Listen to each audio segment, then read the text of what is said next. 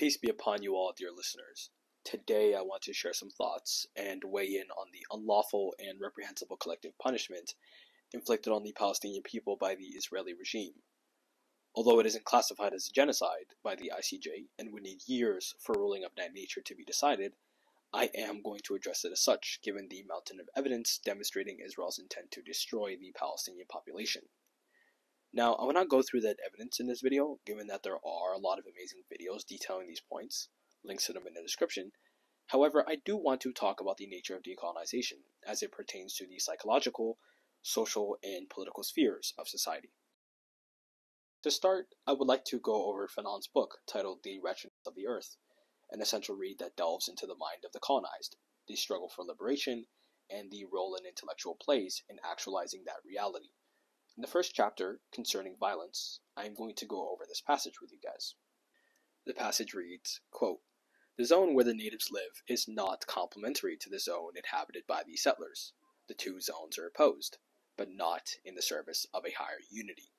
Obedient to the rules of pure Aristotelian logic, they both follow the principle of reciprocal exclusivity. No conciliation is possible, for of the two terms, one is superfluous. Settler's Town is a strongly built town, all made of stone and steel. It is a brightly lit town. The streets are covered with asphalt, and the garbage cans swallow all the leavings, unseen, unknown, and hardly thought about.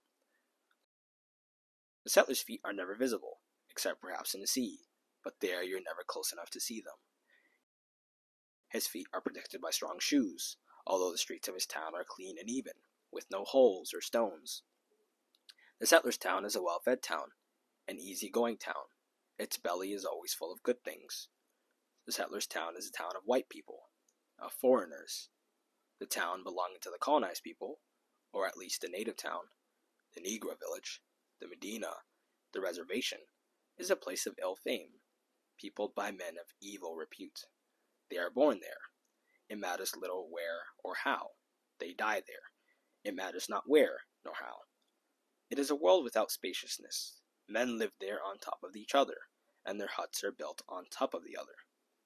The native town is a hungry town, starved of bread, of meat, of shoes, of coal, of light.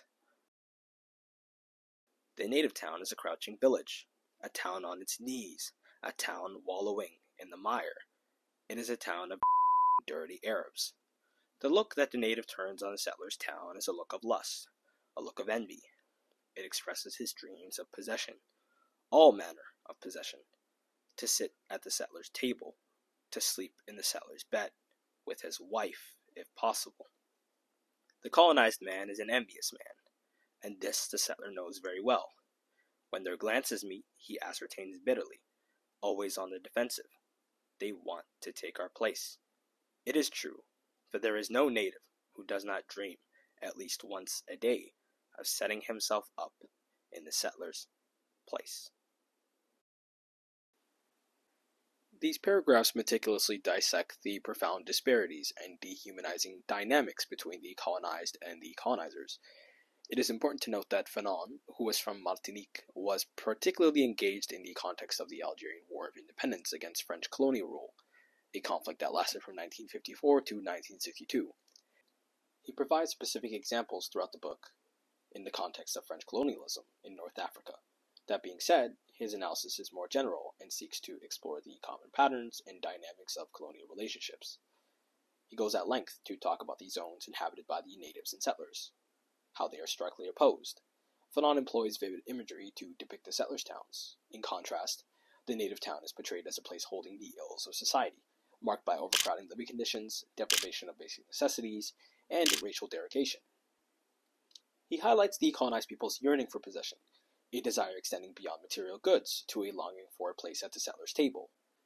The provocative language and imagery used to convey the deep-seated desires of the colonized was intentional, as Fanon points out that the settler, cognizant of this longing, adopts a defensive stance, interpreting the colonized gaze as a threat to their status. What makes this book such an essential read is that it speaks to the broader struggles against colonialism, imperialism, and systemic injustice around the world. In a time as technologically advanced, a world more globalized than ever before, and the emergence of activism and human rights movements, we still see colonialism rear its ugly head. The level of detail that Fanon uses to describe colonialism, when looking at the case of Gaza, is often regarded as prophetic, and shows the illusion of human progress in the matter. The people in Gaza today have lost 2/3 of the funding in the UN Relief and Works Agency. This is due to alleged claims of collaboration with Hamas from a handful of employees within the organization. Since October 7th, more than 25,000 tons of explosives have been dropped on the Gaza Strip. More than the bombing of the Second World War, more than the bombing of Ukraine, more than bombing in Syria. Before Gaza had seen this inhumane flattening and collective punishment, it was under an apartheid rule along with the West Bank. Apartheid, derived from Afrikaans, an official language of South Africa, means apartness, or the state of being apart. It is a system of institutionalized racial segregation and discrimination that plagued South Africa from 1948 to the 1990s. When looking at Amnesty International, they detail how Israel segregated and controlled the region. Israel has been forcibly displacing entire Palestinian communities since 1948, resulting in the demolition of hundreds of thousands of Palestinian homes, causing significant trauma and suffering. The aftermath has left more than 6 million Palestinians as refugees, with the majority residing in refugee camps outside of Israel and the occupied Palestinian territories. Currently, over 100,000 Palestinians in the occupied territories and an additional 68,000 inside Israel face imminent risks of losing their homes, often for the second or third time. Palestinians find themselves in a challenging situation where Israel imposes stringent requirements for obtaining permits to build or set up structures, such as tents. However, in contrast to Jewish Israeli applicants, Palestinians are rarely granted these permits. Consequently, many Palestinians are compelled to construct without permits, leading to the subsequent demolition of their homes by Israel on the grounds of being illegally built. Israel's utilization of discriminatory planning and zoning policies creates intolerable living conditions, forcing Palestinians to leave their homes and paving the way for the expansion of more Jewish settlements. In the Gaza Strip, more than 2 million Palestinians have been living under Israel's illegal blockade, preventing anything from going in or going out. The majority of the people in Gaza are refugees, or their descendants who fled in 1948, to live in increasingly dire conditions. Food insecurities, unemployment, and a lack of provisions in housing, medicine, electricity, among others, besets the people. The breaking of family unity, the non-existent right to return, this inhumane practice leaves the people of Palestine only being able to pass on memories of life in their childhood home to their offspring, relishing in a life where they could gaze upon their rightful land. Now, how does the settler defend his world from that of the colonized? He enacts and inflicts violence. Through the years, major military offensives have been exercised in the Gaza Strip, which have had disastrous consequences for the people. Why is this done? Because, as Fanon puts it, the dreams of the native are always of muscular prowess. His dreams are of action and of aggression. This very idea of equality and justice is the greatest threat to the preservation of the settler colony. So it is vital, so critical, that the colonized be pushed into submission, punished into submission, to know their place in society. To quote Fanon, the settler-native relationship is a mass relationship. The settler pits brute force against the weight of numbers. He is an exhibitionist. His preoccupation with security makes him remind the native out loud that there he alone is master. Beyond the destructive nature of settler colonies, it is not enough to just have that be the only means to keep the status quo, especially given the international awareness of political strife. The Israeli regime embarks on a heavily funded propaganda scheme that seeks to justify all the acts of brutality and to legitimize their standing in the Middle East. The name of this propaganda function, Hasbara, roughly translating to the word explaining in English, has been used routinely to distort the narrative. Since the 7th of October, this strategy has been put in overdrive, much to the detriment of the Israelis, who have been inconsistent in their explanations and, dare I say, lazy in efforts to justify the unjustifiable, not to ignore the sheer difficulty of attempting such tall task. The truth is an enemy of the Israeli state, just like every other settler colony. Truth is that which hurries on the breakup of the colonialist regime. It is that which promotes the emergence of the nation. It is all that protects the natives and ruins the foreigners. In this colonialist context, there is no truthful behavior, and the good is quite simply that which is evil for them. The Israelis try to rewrite history, to use their persecution and the religion of Judaism to justify the Zionist mission. This is paired with not acknowledging the Palestinian history and the erasure of their culture. As Fanon describes, by throwing himself with all his force into the vendetta, the native tries to persuade himself that colonialism does not exist. Dehumanization is also a great tool that the colonizer uses to great effect. Fanon uses the term Manichaeism, a religion that frames its theology as a cosmic struggle between good, concepts like light, God, and spirit, and evil, think darkness, Satan, and matter. It is a chilling reality that those very same concepts have been used just a couple months ago to frame this supposed conflict, a conflict between a well-funded military and intelligence state against a caged population with no resources.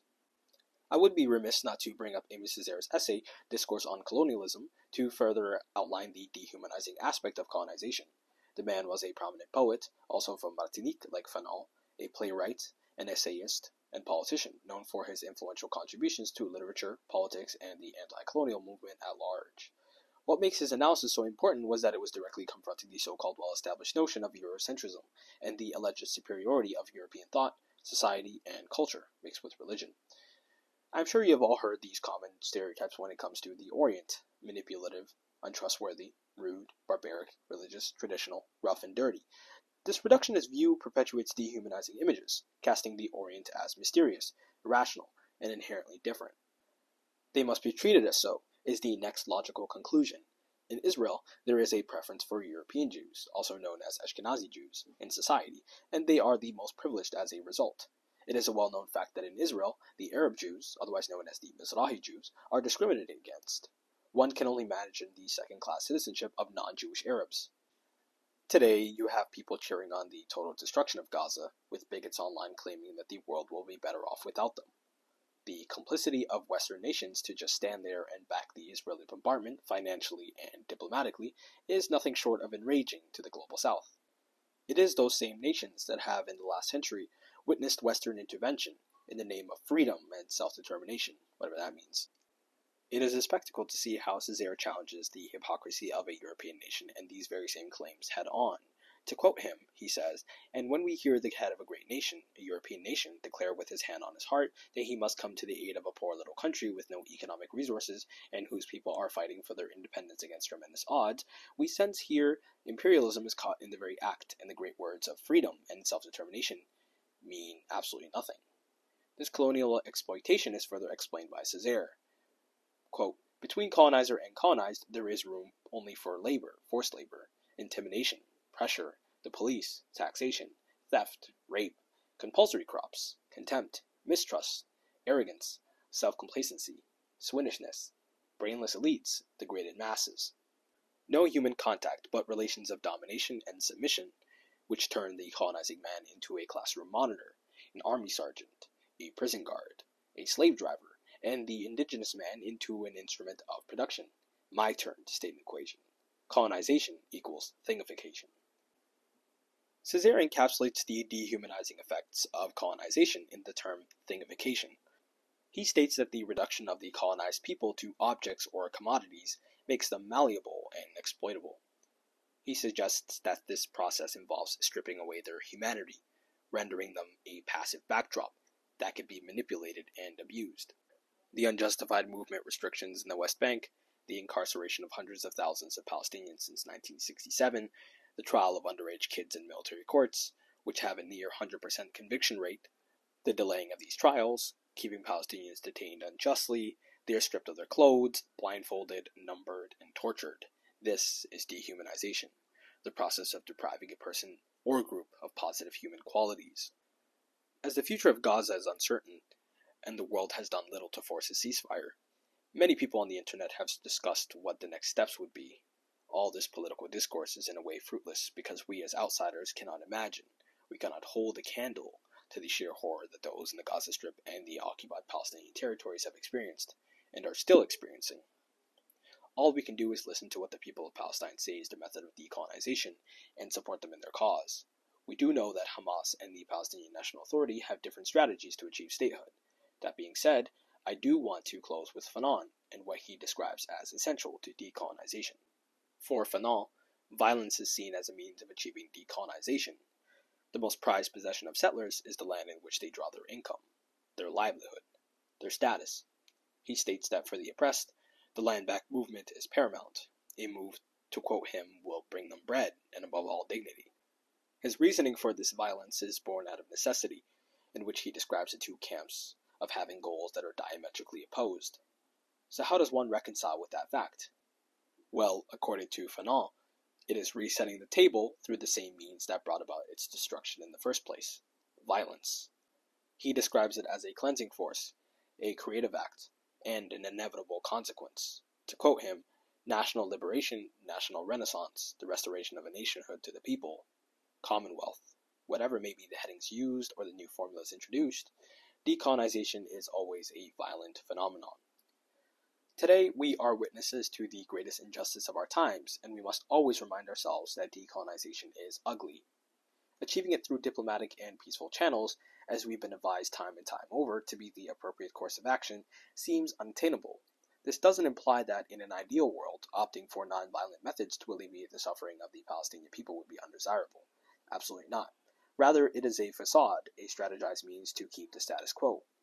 I understand that Fanon's arguments, which I align with, have been the subject of much debate and interpretation. However, his work remains influential in discussions on decolonization, violence, and liberation movements. I implore you all to go over the book, along with Césaire's essay, and get a glimpse into their reality and worldview. They have a way with words and explore these concepts better than I can ever break down. And with that being said, thank you all for tuning in. Till next time. When a white man tears down a prison, he is trying to liberate himself. When I tear down a prison, I'm simply turning into another savage. Because you don't understand that you, for me, are my prisoner. You are my warden. I am battling you. Not you, Terry. But you, the English, you, the French. A whole way of life, a whole system of thought, which has kept me in prison until this hour. Guys, it's not about peace. It's not about symmetria. There is no symmetria. Forget about symmetria. Don't speak about symmetria because there is no symmetria. I would even suggest that there is no conflict. Was there a French-Algerian conflict? There was a brutal French occupation in Algeria, which came to its end. And there is no Israeli-Palestinian conflict. There is a brutal Israeli occupation which must come to its end one way or the other. أقسم بالله العلي العظيم يا نتنياهو خلف هؤلاء الشهداء 3 من الأبناء سيفجرون رأسك يا ابن الكلب. ربنا يرحمهم شهداءنا. نحن أبطال. نحن غزة. أين أنت ودول العربية؟ حماك الله يا غزة. علمت كل دول العالم الرجولة. هالقد هيك دايرة. العالم كله مش قدر لها. عشاننا أبطال. أم شهيدة ربنا يرحمها. خواتي شهداء ربنا يرحمهم. لكن